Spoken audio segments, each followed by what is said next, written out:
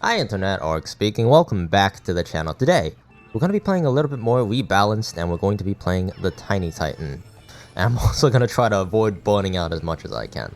I was playing around last night with TWD98, that video should come out, in a couple weeks or whatnot.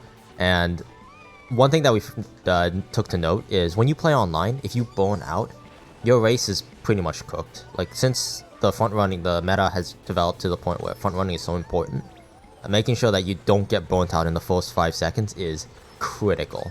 And it kept happening to us. The timing window was, I don't know, it feels tighter, even though it's really not. And I think that's because there's more pressure to make sure that you get a good startup boost. Alrighty. Now this vehicle is the Tiny Titan, and it actually has really good off-road, so I'm going to be trying to abuse that the best that I can. One thing I was watching Police do last night in the room was he was actually taking shortcuts while on tracks that normally aren't really off-road based. So for instance here, he would be taking the inside lane, so he would be going inside of these palm trees like this. I don't think this vehicle is quite as strong as the off-roader, which was the vehicle he was using, but it is something to consider, something to take note about. So this vehicle, in case you couldn't guess, is an off-road based vehicle. It's like that inside of stock Mario Kart Wii.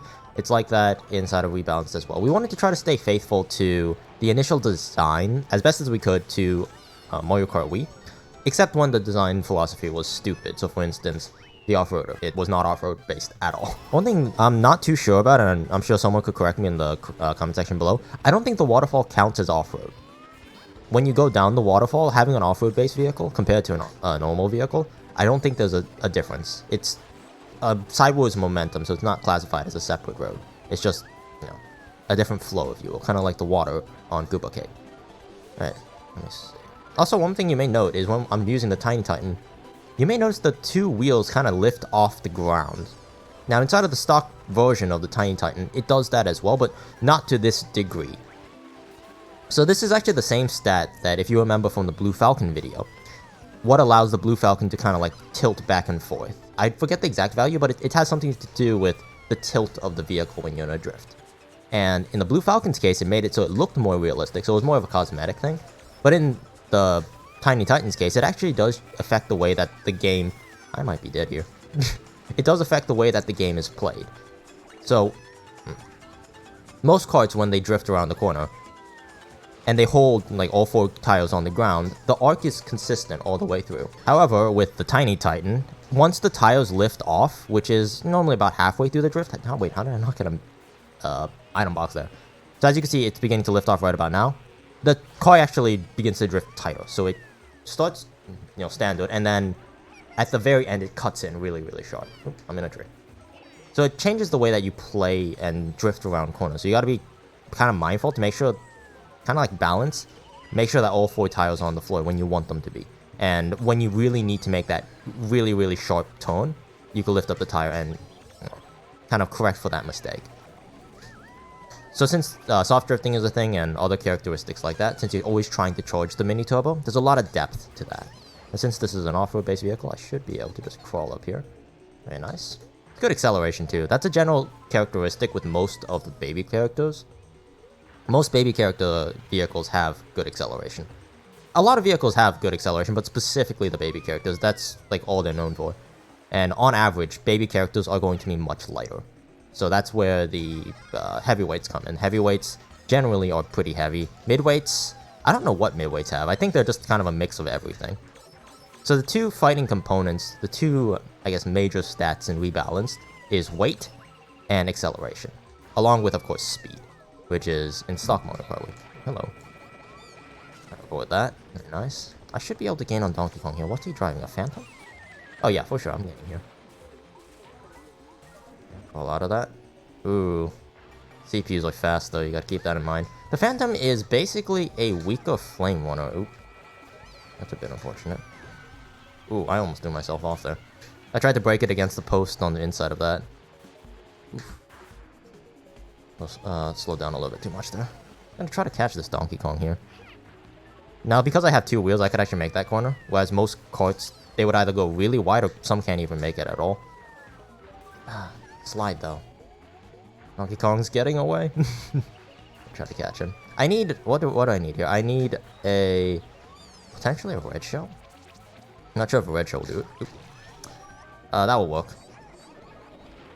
Unfortunately, I am sending a red shell at one of these other people. Oh no, my red shell went for Donkey Kong. That's good. Right. Now I'm just gonna crawl my way up here. Oh, mushroom and frost. Very nice. Now, I probably should mention this at some point or another. We're considering, and we are actually getting ready to do a hotfix for Rebalance. So there'll be a Rebalance version 5.1, I guess. Because on certain tracks, and on certain... what is happening? There's a few bugs. Right now, I think a few of the vehicles are a little bit too busted. I did mention in an earlier video that some of the carts were intentionally tuned to be better because we don't have much playtesting data for carts. However, we do have a few really good carters, and they're kind of teaching us like what these carts and Rebalance are capable of. So we're gonna do probably like a overall one more balance, one more check, one more pass on a few vehicles, not all of them. Only a few vehicles need to be changed. And on top of that, there are a few bugs with the courses as well. So on this track, there's actually a spot. I'm going to show you where so you could avoid it.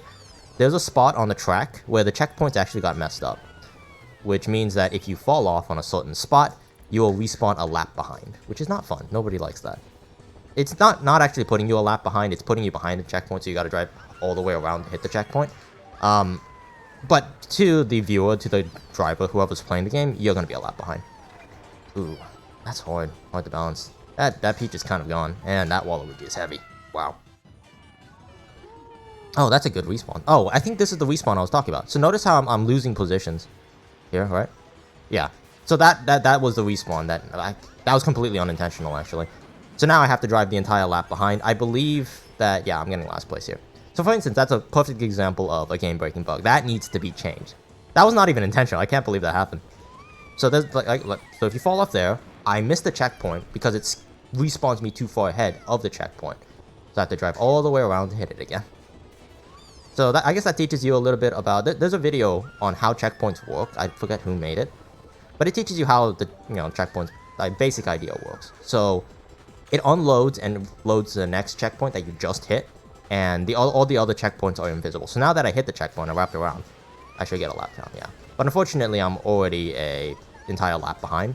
So I'm basically waiting for that Koopa Troopa to cross the finish line at this point. Yeah, that's unfortunate. Oh wait, hold up. I just passed someone, apparently. Yeah, the CPs are driving so slow, it's so hard to tell who is finished and who is not. I think the Piranha Prowler is terrifying. So yeah, it's crazy that I started talking about how I need to do a hotfix, and then that happens. That is insane. Like, that checkpoint is supposed to work, and it should be pretty easy to make that happen. But, we'll make it happen. Let's get over the finish line. Nice. Well, I am definitely not winning this Grand Prix. I kind of got distracted because I got bumped off, but one thing I was trying to make a point of was the track changes. A lot of the tracks have been modified to some degree. I don't think this one has. Like, period. I'm trying to think if there's any changes to DS Desert Hills. I don't think there is. I could be wrong, but I don't think there was any checkpoints that needed to be fixed. Yeah, I'm pretty sure this is stock. This particular track is stock. I'm almost 100% certain. But as you could see, the Warriors Gold Mine, the checkpoints were a little bit different. You may have noticed that when you went on the left fork, there was 3 item sets instead of 2. So some tracks had like subtle changes, like item box changes and whatnot. And some tracks like Waluigi Stadium, like, yeah. I'm trying to think, what else? There were a few others, like DK Jungle Parkway. They had pretty noticeable changes, like Coconut Mall. Coconut Mall had a pretty big change as well. Alright. And I don't know how that's going to tie into my next topic, but I also wanted to talk about how the meta has changed. Because, like I said, last night I was playing a few rounds with Troy. I could probably cut through this grass, actually. Not grass, sand. Just drive right through. I was playing a few rounds with Troy, and it became very apparent to me that the design philosophy, design ideology, the philosophy, is very different depending on how the game is played. So what do I mean by that? Last night we were playing Worldwides, and we were playing 12-player Worldwides. And what happened is whoever got first is more likely, like 90% chance of getting first the next race. So there's a lot of bias, I guess, to the person who is starting in first. If you're starting in first, you're probably going to get first a lot. And this happened to Police, because Police kept, front running every single time. It was kind of frustrating for me and Troy, because we were trying to commentate, and we couldn't, like, fully pay attention to the game. So then we were like, okay, the second half of the recording, we're just gonna sweat. Oh, that's unlucky. We're just gonna sweat. Oh, That's nice. So after we began sweating, I went on a streak of winning like a bunch, and then Troy went on a streak and he won a bunch as well. So it just goes to show that the way that the game was tuned was definitely with wars in mind, because front running in a war, it is a huge advantage, but it's not the end all be all. But in a worldwide or a Froome, getting first is everything. Be sure to grab your copy of Mario Kart Rebalanced version 5 today. Be sure to join the Discord server for technical supports and how to install, and have fun. Mario Kart Rebalanced version 5 available now.